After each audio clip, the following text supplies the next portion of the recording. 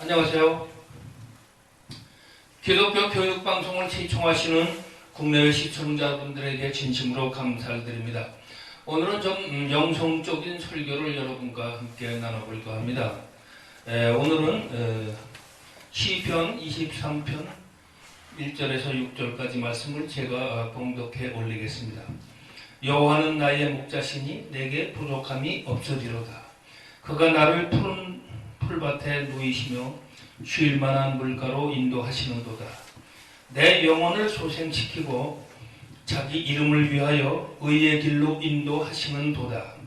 내가 사막의 음침한 골짜기로 다닐지라도 해를 두려워하지 아니하는 것은 주께서 나와 함께 하심이라.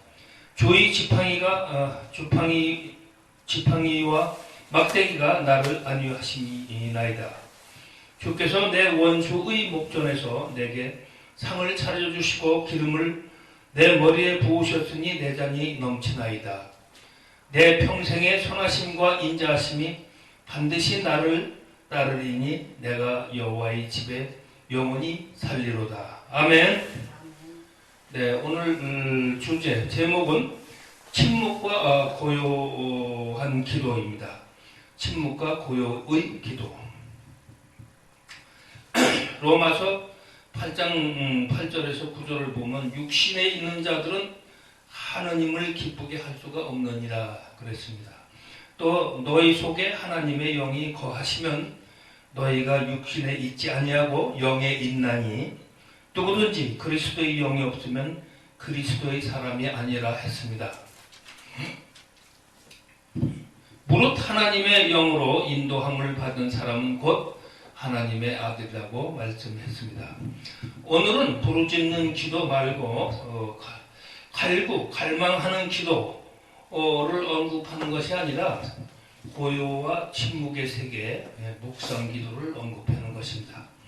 고요와 침묵의 세계는 곧 하나님과 함께하는 안식이 되고 또 그분께 귀를 기울이는 여유, 또 그분을 누리는 내적 충만의 영역이 있으며 또 그러한 것이 반드시 필요로 함을 알려주고 있습니다. 그러나 수도자들처럼 완전한 침묵의 숨은 생활을 요구하는 것은 아닙니다. 또 일전에서 물러나서 침묵과 고요에만 머물러 있으라는 그런 말도 아닙니다. 그러나 긴장과 초조로 인해 죽음으로 내닫거나 또 참된 자기를 잃어버리지 않으려면 가끔씩 침묵하고 고요의 기도 시간이 주기적으로 필요함을 꼭 말씀드려야 되겠습니다. 고요와 침묵이 우리 삶 속에 제자리를 찾을 때 자신이 누구인지 하나님과 또 이웃이 누구인지 알게 됩니다. 고요히 자신을 되돌아가려는 여유 없이 사람은 결코 하나님 안에서 참된 자신을 만날 수가 없는 것입니다. 침묵하지 못하고 침묵할 기회마저 피해가는 사람은 추운 날 마치 밤낮으로 문이란 문은 다 열어놓고 제친 집과 같아서 어떤 온도를 보존할 수가 없는 것입니다. 자신의 삶과 존재 안에 고요를 간직하지 못하는 사람은 타인과 만나 친교를 맺지 못할 뿐 아니라 더 나아가서 옆 사람까지 불안하게 하고 초조하게 만들기도 합니다. 또한 이웃과 함께 느끼거나 이웃의 말을 이해하여 받아들이지 못합니다. 이런 사람이 하나님을 만날 수 없음을 말할 필요가 없습니다. 그분의 침묵 앞에서 인간은 마치 짙은 안개가 가려진 듯 그분을 알아뵙거나 체험하기 어렵습니다. 인간이 지난 원초적 불안은 하나님을 영원히 풀 수 없는 수수께끼로 또 인간과는 완전히 동떨어진 하나님으로 만들어버리며 스스로 그렇게 규정짓고 믿기가 십상입니다. 침묵하거나 고요 가운데 머물지 못하는 사람은 마치 약물 중독자와 같이 소음과 조급함으로 약물 위험으로 살아가고 있다는 것을 볼 수도 있는 것입니다. 이런 사람은 침묵의 핵심이요 심장인 기도에 이르지 못하게 됨이 당연한 것입니다. 고요 속에 오시는 주님을 생각해 보면 엘리야는 40일을 밤낮으로 걸어서 하나님의 산 호렙에 이르렀습니다. 거기 한 동굴에 이르러 그 속에서 그날 밤을 지내는데 갑자기 야훼의 말씀이 들려왔습니다. 엘리야야, 내가 여기서 무엇을 하느냐? 엘리야가 대답했습니다. 저는 이스라엘 백성이 당신과 맺은 계약을 저버리는 것을 보고 만군의 하나님 여호와를 생각하여 가슴에 불이 붙고 있습니다. 이 백성은 제단을 헐었을 뿐 아니라 당신의 예언자들을 칼로 쳐 죽였습니다. 이제 예언자라고는 저 하나 남았는데 그들이 저마저 죽이려고 찾고 있습니다. 다시 음성이 들려왔다. 앞으로 나가서 여호와께 있는 산 위에 서 있거라. 그리고 여호와께서 지나가는데 크고 강한 바람 한 줄기가 일어 산을 휘흔들고 여호와 앞에 있는 바위를 산산조각내었다. 그러나 여호와께서 바람 가운데 계시지 않았다. 바람이 지나간 다음 지진이 일어났다. 그러나 여호와께서 그 지진 가운데 계시지 않았다. 지진 다음에는 불이 났다. 그러나 여호와께서는 불길 가운데도 계시지 않았다. 불길이 지나간 다음 조용하고 여린 소리가 들려왔다. 엘리야는 이 목소리를 듣고 겉옷자락으로 얼굴을 가려우고 동굴 어귀로 나와섰다. 그러자 그에게 한 소리가 들려왔다. 열왕기 19장 8절에서 13절 말씀이죠. 이처럼 주님은 고요하고 한적한 침묵 가운데 오십니다. 온 세상은 그렇지 않더라도 아우성이겠지만 예언자가 체험하고 구약의 선지자가 증명한 사실은 예나 지금이나 변함이 없습니다. 하나님은 당신을 고요 속에 숨기십니다. 그분을 만나고자 하는 사람은 누구나 한적한 곳으로 찾아가서 고요한 가운데 그분을 뵐 수가 있는 것입니다. 그리고 죄로 범람하고 몰락해가는 이 세상을 새롭게 재건할 때 내적의 에너지를 고요한 가운데 하나님과 깊은 일치를 이루는 가운데 얻을 수가 있는 것입니다. 그래서 그 남는 에너지를 남을 위해 또 나를 위해 쓸 수도 있는 것입니다. 하나님 나라, 평화, 회개를 설계하기 위해서 세상 구석구석을 헤매는 중에 내면에서 끊임없이 고요와 적막함으로 부르짖는 소리를 듣고 무릎을 꿇어야 할 것입니다. 우리는 고요 가운데 하나님 안에 하나님만을 위해서 숨쉬고 있음을 인식해야겠습니다. 하나님은 천둥 번개치는 요란한 소란스러운 것보다는 고요와 침묵이 있는 한적한 곳을 사랑하시고 또 그곳에서 우리를 만나시고 맞대면 하실 것입니다. 이사야 42장 2절에 그는 외치지 아니하며 목소리를 높이지 아니하며 그 소리를 거리에 들리게 하지 아니하며 그랬습니다. 이사야 45장 15절에는 구원자 이스라엘의 하나님이요 그분은 스스로 숨어 계시는 하나님이시나이다 그랬습니다. 이 때문에 우리는 거리의 소음을 피하여 고요한 곳을 찾아 세상과 다른 곳으로 들어가는 것입니다. 그것은 창밖에서 보면 생기없고 어둠침침하게 보이겠지만 안에서 바라보면 밖에서 상상할 수 없는 아름다움과 그 찬란한 광채의 넋을 잃을 정도라는 것을 기억해 두어야겠습니다. 이는 또 하나의 다른 세상이 삭막하고 메마른 지금 이 순간에도 있음을 상기해야 될 것입니다. 그것은 하나님과 함께 하는 나라, 또 불사불멸의 영혼, 진리와 영, 그리고 생명이 있습니다.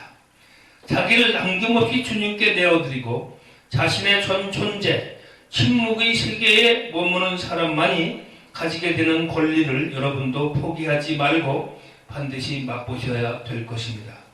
은혜를 받으셔야 합니다. 조용한 곳에서 고요 중에 여러분도 은혜를 받으실 것입니다. 하나님은 그곳에서 당신의 은총, 성실, 인내와 자비와 단비를 아낌없이 내려주십니다.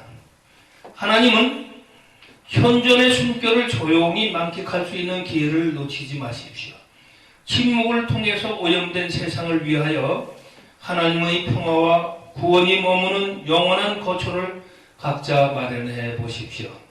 조용한 성전이나 당신의 골방에서 아무도 모르게 조용한 그것을 거처를 마련해 보십시오. 이는 세상이 병들어 부패할 때 이를 치유하여 완전한 건강을 회복시키는 고요라는 세포를 갖고 있는 것입니다. 세상이 앓고 있는 질환은 바쁘다는 것과 소음과 내적 불안, 무서운 속도, 사람을 정신없이 만드는 긴장과 초조, 그런 것들을 비켜서 침묵은 바른 길로 가르쳐주는 간곡한 충고입니다. 세 번째, 기도는 고요의 심장입니다. 우리는 침묵과 기도 안에 나의 전 존재를 하나님과 피조물에게 개방해서 내어주는 힘을 얻을 수 있습니다. 기도하며 하나님 안에 있으므로 자신과 모든 피조물을 하나님께 인도하는 사랑의 움직임을 감지해야 합니다. 침묵의 삶에 자신을 바치려는 것은 아니지만 하나님과 사랑을 나누며 하나가 되는 것은 침묵과 고요의 기도 중에 성사가 되는 것입니다. 그렇듯 기도는 고요의 심장인 것입니다. 그렇게 기도를 즐기다 보면 노동 중에 기도하는 습관이 따라붙고 또 더욱 성실하게 일할 수 있게 되며 기도는 노동에도 유익하게 되는 것입니다. 거룩한 기도와 봉헌의 정신 안에 영혼의 해를 끼치는 게으름을 물리치고 더욱 노동에도 증진할 수 있는 것입니다. 그래서 기도는 노동마저도 동반되어야 하는 노동의 바탕이 되며 기도가 노동의 친구가 될 수가 있는 것입니다. 우리는 기도로서 이 시대에 골마 터진 종기인, 소음, 불안, 초조, 분주함을 제거하고 이러한 상처를 안고 살아가는 성도들과 세상 사람들에게 그 상처를 어루만져주는 약손이 되어 그들에게도 하나님을 알게 하고 진정한 기도 속에 초대할 줄 알아야 되고 또 기도 속에 기쁘게 살아갈 수 있는 근본을 다 가르쳐야 되겠습니다.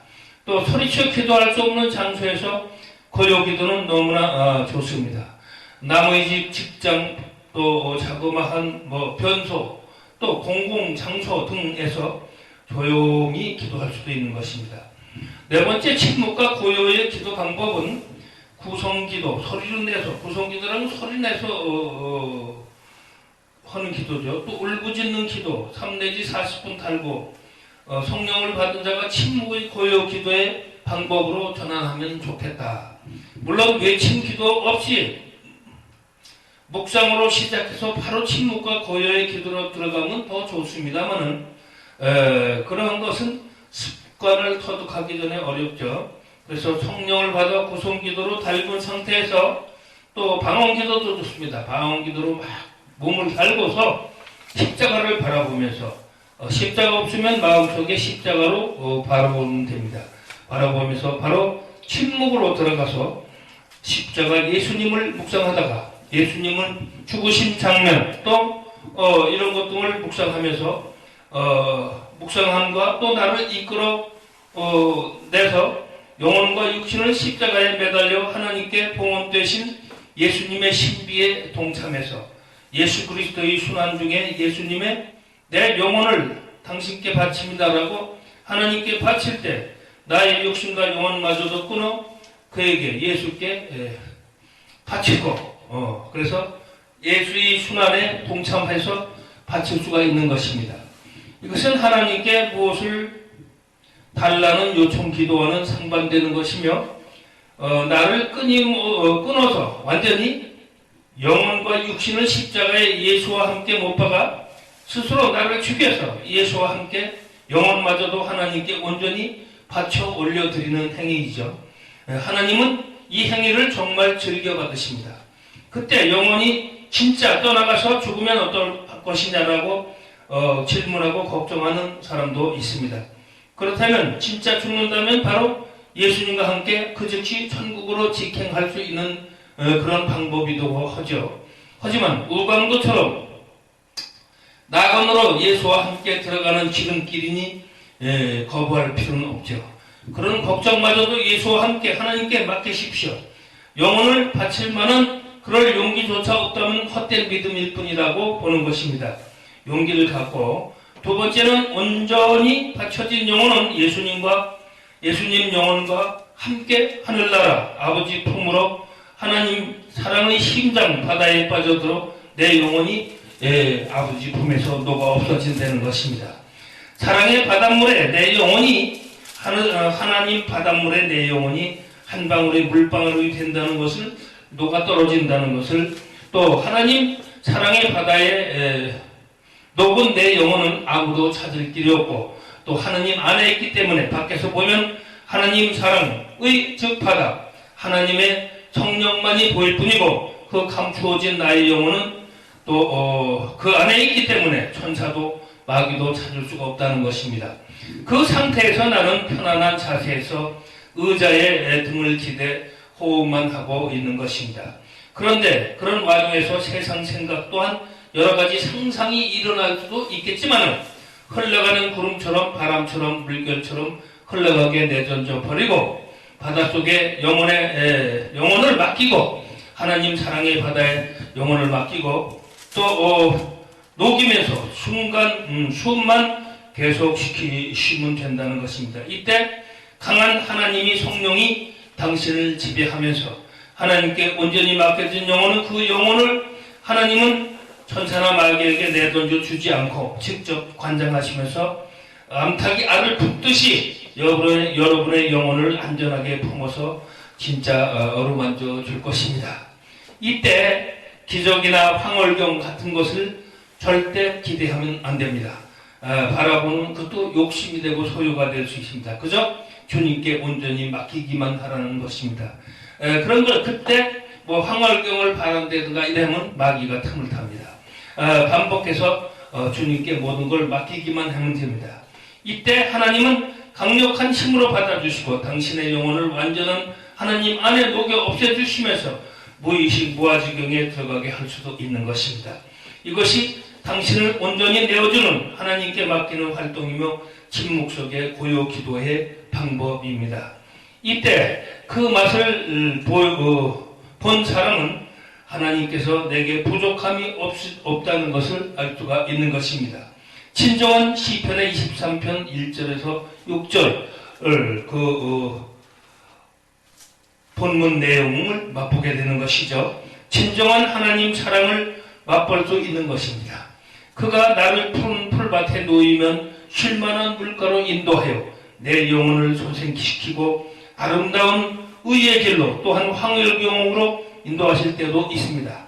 주께서 온전히 나와 함께 계시고 나는 주 안에 온전히 녹아 하나됨을 알게 됩니다. 그래서 주님의 지팡이와 막대기가 그 막대기는 십자가를 뜻하죠. 십자가가 나를 주님의 사랑의 온전한 바다에 잠재우고 안위하는 것입니다. 주님을 나를 사탄 앞에도 감추시고 또 성령에 감싸셔서 온몸과 영혼마저도 주님 안에 흡수되어 기쁨의 충만함이 절로 넘쳐나는 것입니다. 이런 하나님 사랑을 맛보는 세상을 쓰레기처럼 여기며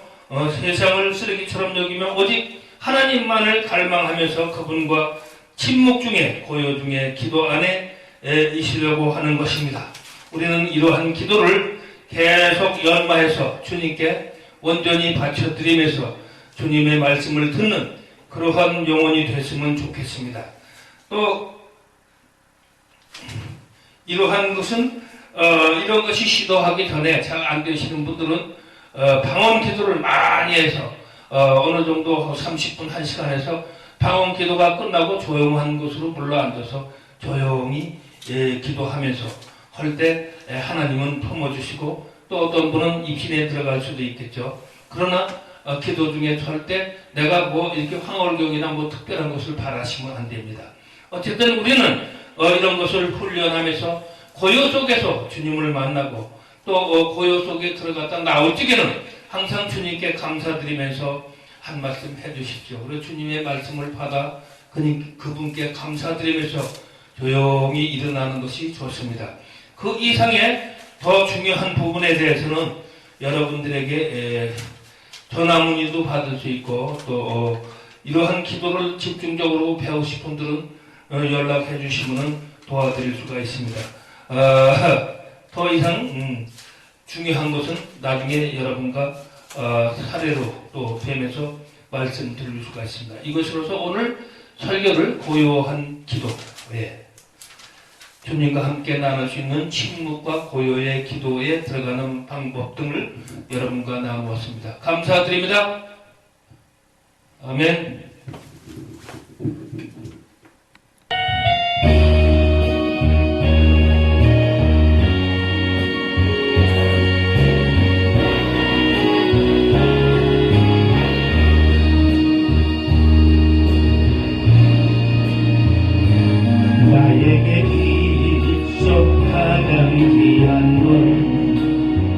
주님의 사랑을 받음이라 세상에 누구도 주올 수 없는 그 귀한 은혜 구원을 값없이 주시는 주님의 그 큰 이 생명 드려도 은혜가 지못하는 내게 있는 창류가 주님 앞에 드리오니 이 마음을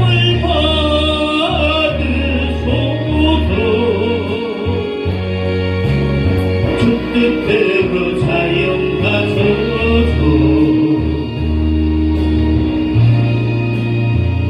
나에게 있어 가장 귀한 건 주님의 사랑을 받음이라 세상에 누구도 줄 수 없는 그 귀한 은혜 주셨네. 값없이 주시는 주님의 그 큰 사랑 이 생명 드려도 은혜가 지못하는 내게 있는 상류가 주님 앞에 드리오니 이 마음을 받으소서. 뜻대로 사용하소서.